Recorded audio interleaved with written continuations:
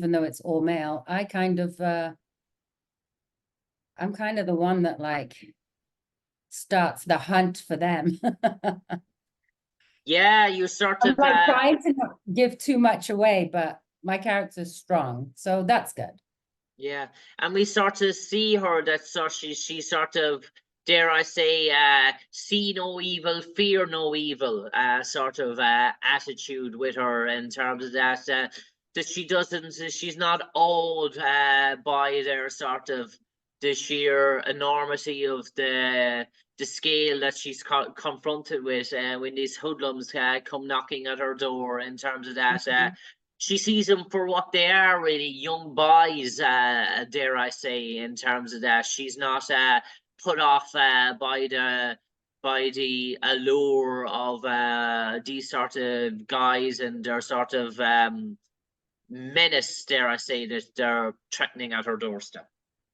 Yes, not really well. I mean, you'd have to see it. You know, I guess at first she's not sure, but then she figures it out pretty quick. Yeah, and I suppose, Anna, in terms of the shooting of the movie in California, I know it was a 9-day turnaround. From the moment you landed the gig, from the moment you arrived and set, was it a 9-day turnaround for you, just like the lead character Charlie Townsend, or were you was it a much shorter stay on set? I was there, I think mine was 3 or 4 days. Okay. Yeah, but I knew a little while before and I had to work on the accent Okay. because my English accent doesn't work for that character. So yeah, I'm doing like a Southern type of accent. Yeah, and But yeah, from it's the filmed in California. yeah. They filmed it here in Santa Clarita. Okay, and Anna, from the time you auditioned for the role, for the time that you cast, was it a sort of quick turnaround? Were you waiting with anxious breath to hear the news? And when you did hear that sort of news, was it a get on your skates type of job and get to the Santa Clara and California ASAP? Well, it was, I think, about 2 months before and that I knew, and I was very excited. And I started working on the accent straight away. And I read the book because it was a book, actually. It was a book by John Russo. I think it's Russo. Yes, I wrote it down. John Russo. And so they adapted it from the book. So I had read the book first Okay. to And kind of get an yeah. idea of the story. Yeah. And Anna, obviously in the 1800s, it's dare I say, in terms of women's rights, wasn't to the foreground as what we see. It wasn't very much an equal society in terms of what dare I say, what women were deemed, and the rights of women in terms of protection of one's body, and in terms of the men being, dare I say, women being inferior to men. And we get glimpses of that in this movie. And without giving too much away, with your sort of character as well. And how sort of challenging is it to play those sort of scenes in terms of relaying and bringing that message to truth, even though we know it's fiction, but it is a true concept that was ripe back in those ages, in terms of the reality in the 1800s, where crimes against women of a sexual nature were not prosecuted to any real extent, and it was seen as some guys, it was seen as the norm that they could do what they want, dare I say. Yeah, I mean, I guess that's just the way it was, and things have changed. Still not completely, but they have changed. I think, I mean, particularly in my character, it's really interesting because she gets her revenge.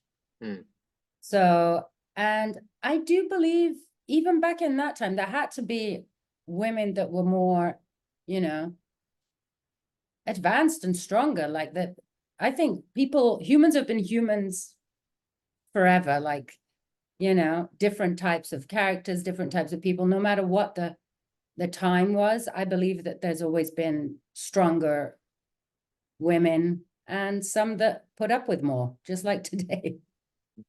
And I suppose, Anna, in terms of this movie, we have three different overlapping themes or points running through the movie. We have the narrative point by Danny Trejo. We have the Marshall's point of view with Tim Abdul, Hick Thomas character, and then we have the story portrayed, the angle coming from Charlie Townsend, and the two of those paths interlap. The Charlie Townsend path and the Tim Abel path, while the Danny Trejo is the narrative path that doesn't interact as such. But obviously, you got to, as an actress, your time on set, you got to maybe bump heads with those sorts of two paths. Were you able? Did you come across Danny at any stage at all while the filming was going on, or the casting?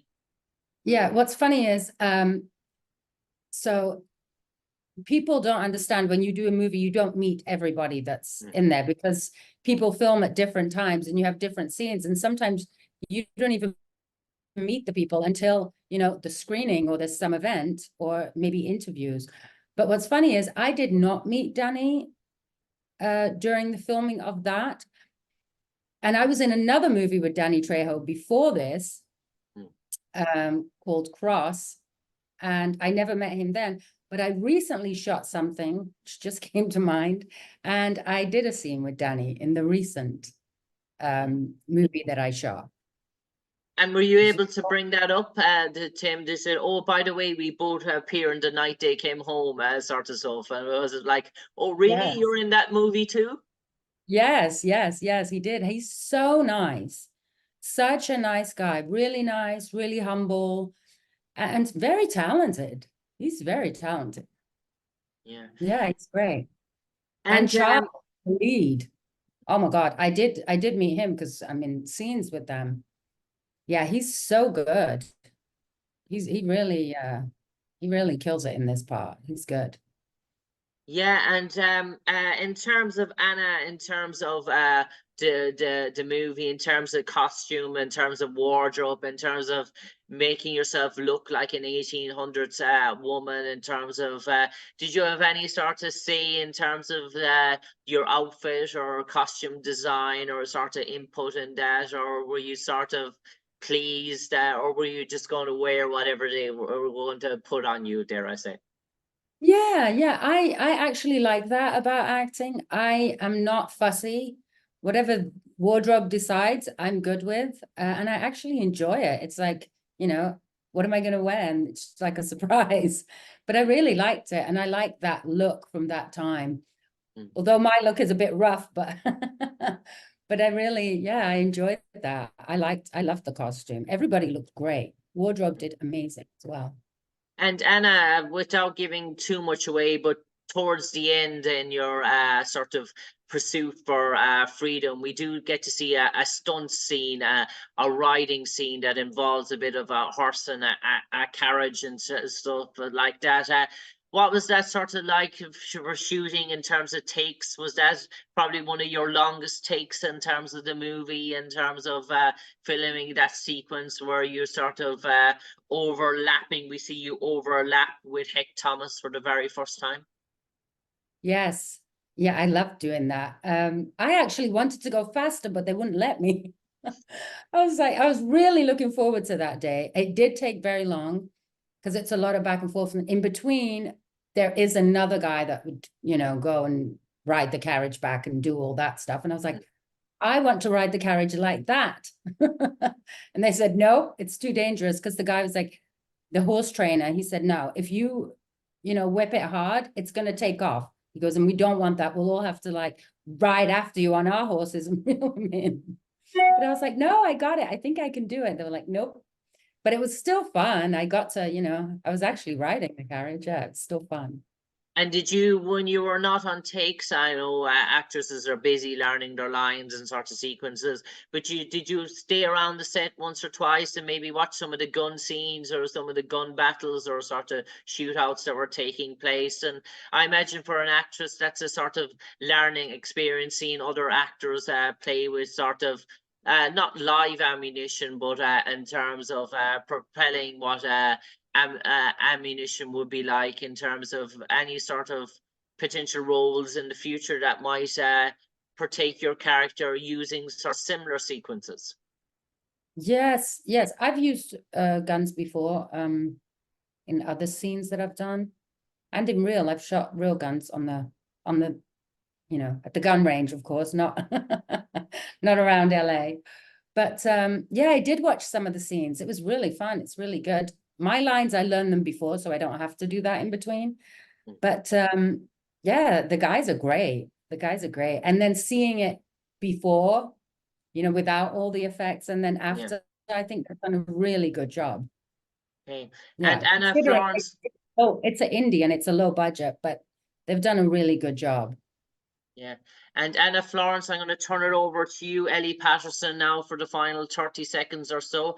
You might enlighten all our audience, all our listeners, why they should come out en masse to watch The Night They Come Home out in the cinemas here in Ireland and the UK in the upcoming weekend. Dare I say, Anna Florence, what's in store for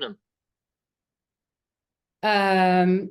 Lots of excitement, emotion, some fear. I mean, even though I'm in it, I still got emotional watching the scene.